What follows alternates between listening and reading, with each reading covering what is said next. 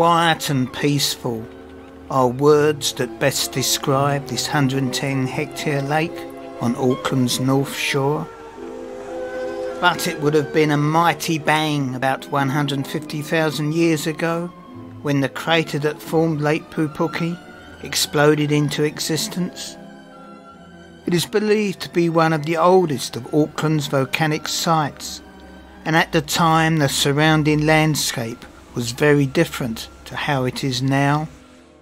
Rangitoto did not exist. It had yet to be born many years later. And Takapuna Beach wasn't there.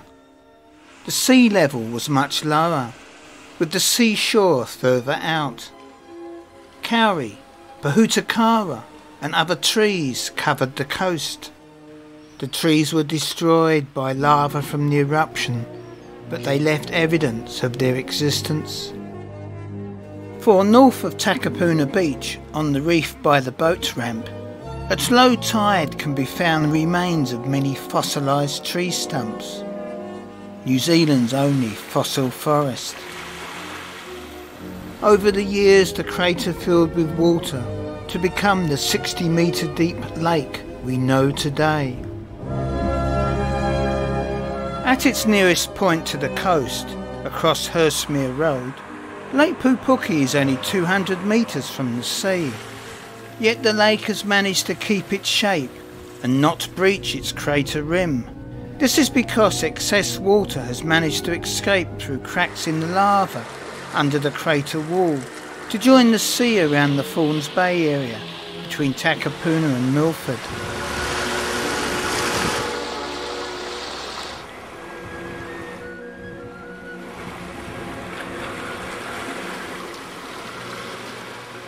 The arrival of mankind, in particular European settlement, has seen the area around the lake become part of a growing city, with suburbs right down to the water's edge, and apartments with splendid views. Some homes even have their own private waterfront access. And nearby the popular seaside suburbs of Takapuna.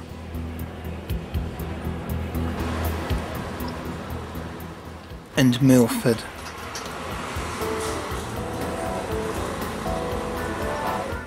The lake is used for water-based recreation and sports.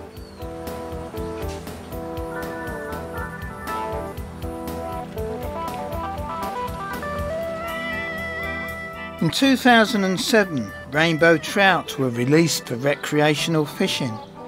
I couldn't find any, but they are there somewhere. Around the lake are public parks and open spaces. At the western end is Smales Quarry, where quarrying has been carried on for years. With North Shore Hospital behind. Not many hospitals have such a relaxing lakeside view. This area is also home for the North Shore Rowing Club.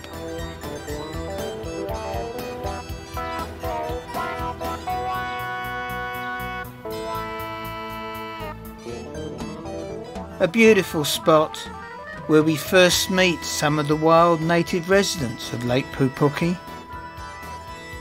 This corner of the lake appears to be monopolised by a flock of geese, gathering for their morning communal swim.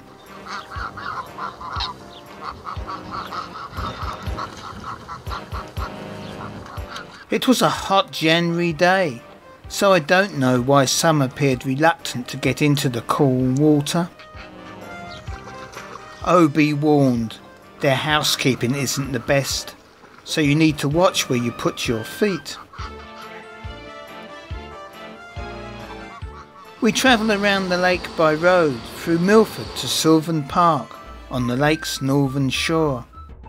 We've picked a windy day to visit, as even the seabirds are scurrying for cover. Not a day for sitting in the sun, but challenging for these windsurfers. The ducks and swans don't seem to mind the wind as they bob around in the choppy water. A windsurfing school operates here. plenty of activity on the lake despite the windy conditions.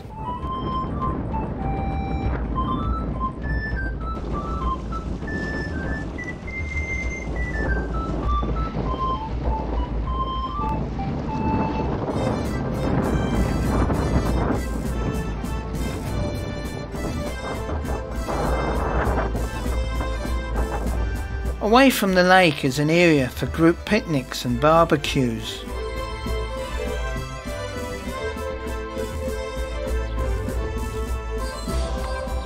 Across the lake a view of the hospital and the area where we were previously, and in the distance a reminder that we are only a few kilometres from Auckland City.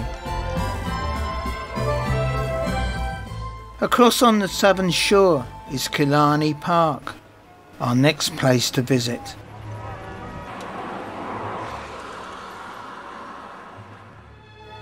Killarney Park has plenty of green space and trees to shelter from the summer sun, including some mature trees that were planted many years ago.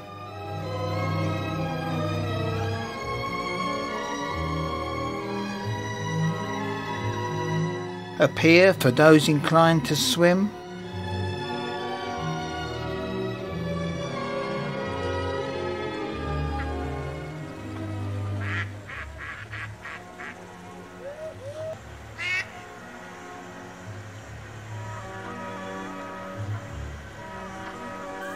And much wildlife, predominantly black swans.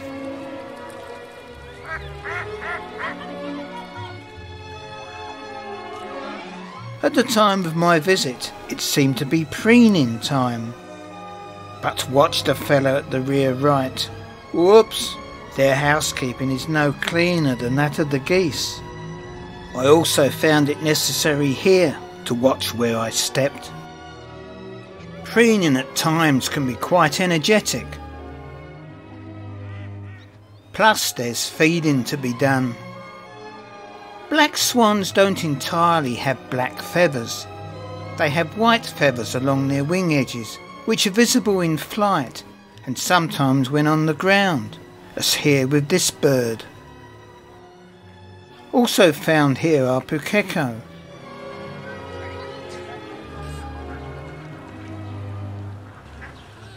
Killarney Park is well known for its old pump house and distinctive chimney. It was built in 1905 and used to pump water from the lake to supply the whole of the North Shore until 1944, when the supply switched to water from reservoirs in the Waitakere Ranges. The pump house then fell into disrepair, but subsequently it was restored by the North Shore Theatre and Arts Trust Board. And since restoration was completed in 1977, it has been used as a centre for performing and visual arts. Lake Pupuke sits peaceful and quiet.